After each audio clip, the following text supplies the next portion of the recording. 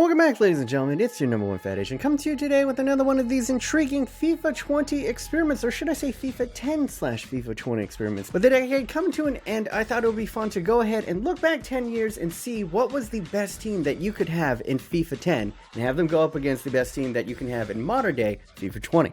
Yes, 2009, a simpler time where I could log on to Xbox 360 and be called the N-word by a bunch of 14-year-olds in Modern Warfare 2. In 2009 gave us the worldwide cinematic experience Avatar that actually gave a man in China a heart attack. That's real, look it up. But most importantly, in 2009, we got FIFA 10, and they had Wayne Rooney as the cover athlete, which means he was way more OP than he deserved. 2009, he was a fine player, but he was not like the best player in the world. But as a Man United fan, I appreciated it. And today, I'm going to take you down memory lane and show you who the best players were in FIFA 10. And we're going to have the best team for FIFA 10 go head to head up against the best team in FIFA 20 in both a simulation. So we're going to put both of them into the Premier League and see which one finishes higher in the table. And then we're going to have them go against head to head in a live action portion at the end of this episode. So if you're nostalgia boners, getting your nipples all hard, then smush those nipples into the like button right now. Subscribe if you are new. But first, a word from our sponsor. Yes, OneFootball is partnering with the Fat Asian. That is right, the best app to keep up to date with the latest scores and news in world football.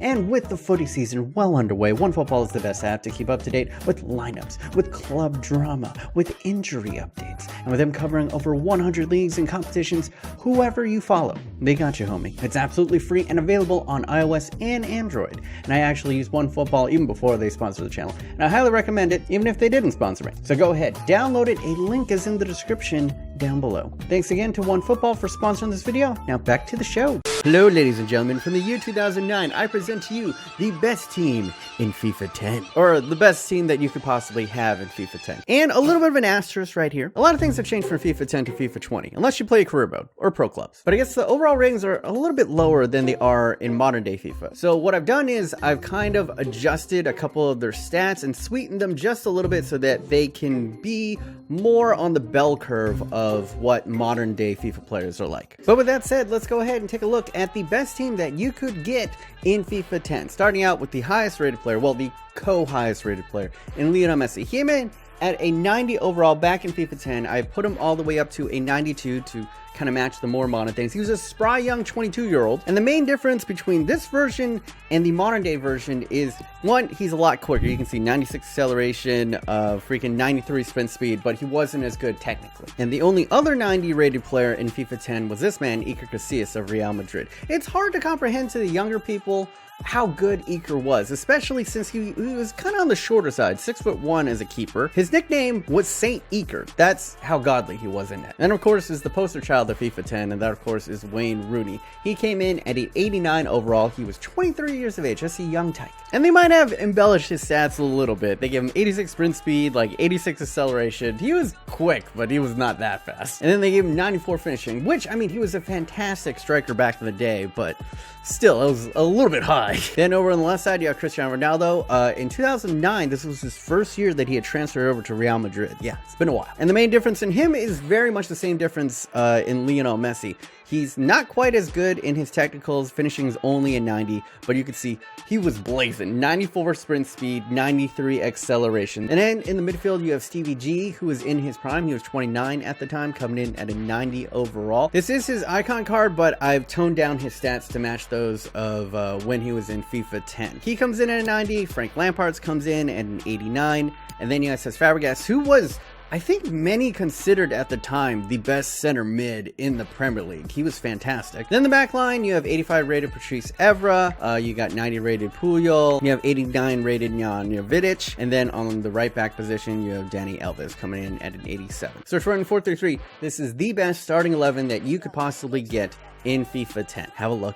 Have a snapshot. Then on the bench, you see some old but familiar faces. You got Gigi Buffon, who's still kicking, still around. He was 88 rated over at Juventus. You had Rio Ferdinand, who was kind of on the decline at Manchester United. You had Michael Essien over at Chelsea. You had Drogba, who was also a little bit on the decline at Chelsea. Andrea Pirlo was getting up there in age. Andres Iniesta was on the incline. And then we also had Zlatan Ibrahimovic. This was his one season that he was at Barcelona, and he did not like it. Mascherano was still in his prime. David Villa, before he transferred over over to Barcelona. This is when he was at Valencia. Kaká, this was his first year that he transferred over to Real Madrid. Michael Ballack was on the decline at Chelsea. You had Arjen Robben. This is his first year over at Bayern Munich. You had Xavi in the ascendancy. The following year, this would be like the whole Spain movement.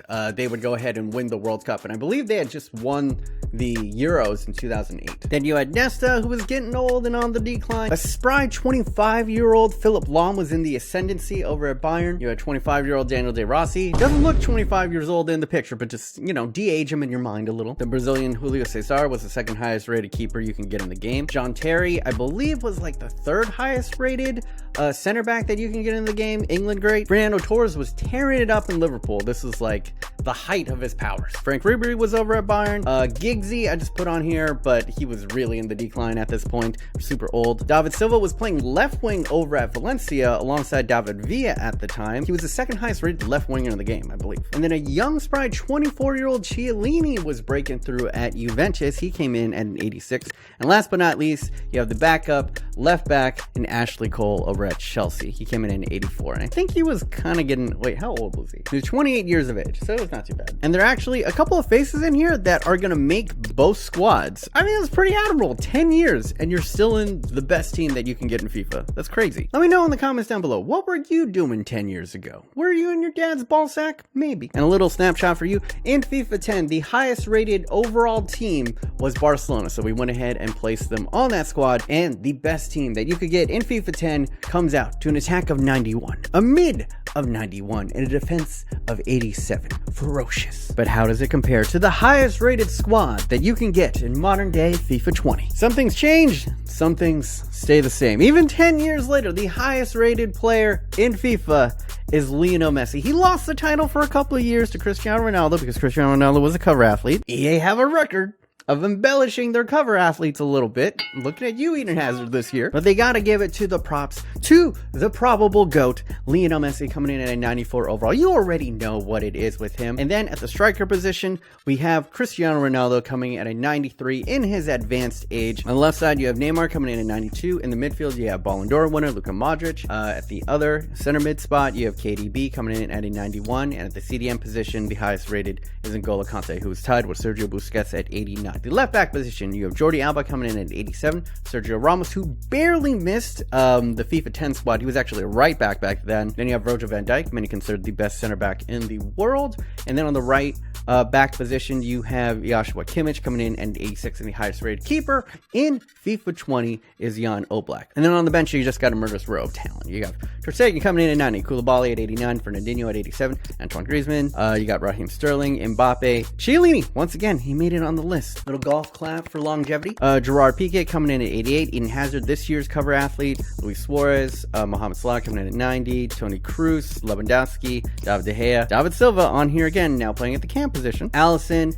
Dybala, Pogba, Eriksen, Robinson, Bernardo Silva, Godin, Royce, Kyle Walker, Laporte, Carvajal, David Alaba, and last but not least, Sergio Busquets. Now we go ahead and take a look. The highest rated overall team in FIFA 20 is Manchester City. So we went ahead and placed them on there, and it comes out to an attack of 91, a mid of 90, and a defense of 88. So it's extremely close between these two sides. All right, boys, now we sit on July 1st of 2019. I've taken both of these squads and put them into the Premier League, and now we're going to sim to the end of the season and see where these two respective franchises are going to go ahead and finish off. As for me to remain neutral, I shall be simming as Tottenham Hotspur. And as this gets going, you guys can go ahead, vote up in the eye thingies. Which best team, or I guess which FIFA do you think will go ahead and finish out on top? Will it be FIFA 10, the goodies but oldies, or FIFA 20? As for me, I have to go ahead and make a prediction. For every prediction that I get right, nothing bad happens to me. I'm Gucci, baby. But if I get the prediction wrong, then I have to do a forfeit. And since this is taking a look back 10 years into the past, if I get my prediction wrong in this video, I'm going to show you my most embarrassing picture from 10 years ago, and it involves eyeliner. I'm not proud of it. I'm deeply ashamed. So if I get the prediction wrong here, I have to show you guys my most embarrassing picture from 10 years ago. And if I get both predictions wrong, then I have to post it to my Instagram. If you don't follow me on Instagram, follow me at BMOnus. So yeah, that is what is on the line right here. So For this, I'm gonna predict that the modern day FIFA players are gonna do better. Like, as far as raid goes, I think the first team is a little bit better, just a smidgy better for the modern day players. They got a couple of, you know, like 93s, 92s, 91s in there. So I think there's just like a smidge of an advantage for the modern day players. So I'm gonna go with them, hopefully, to save myself from embarrassment. But I guess we will see at the end of the season. Take it away, Time Wizard. Alright, boys, we sit on June 1st of 2020. Let's see how the players did at the end of the season. Oh, okay. Spicy. It is modern day Cristiano Ronaldo who finishes on top with 36, but throwback Wayne Rooney coming in with 26 goals for the FIFA 10 squad. We have another modern day player at the number 4 slot. Mbappe scored 25, and then throwback Ronaldo scored 24 for Barcelona. Keep on going down the list. You got throwback Messi on here with 20 goals. And then we go over to assists. It is FIFA 10 Ronaldo who comes up with 16 clean sheets. Man, even when you go back in time, they favor Ronaldo. Second place is modern day Mbappe. He comes in at, I mean, modern day, what was he, like 10 when he was like 9 when FIFA 10 came out? Oh my god. I didn't see that Manchester United hopefully makes his signing in real life, because Jadon Sancho's on there and he got in third place. And then we have Christian Eriksen who came in fourth place. We also have modern day Ronaldo who came in 7th place. He contributed 10 assists. Modern day Messi came in, he contributed 9. Then you have throwback Messi, throwback Rooney, and throwback Fabregas coming in 12th, 13th, and 14th. Clean sheets, it is throwback Gigi Buffon who ties with modern day Jan Oblak on here with 26 clean sheets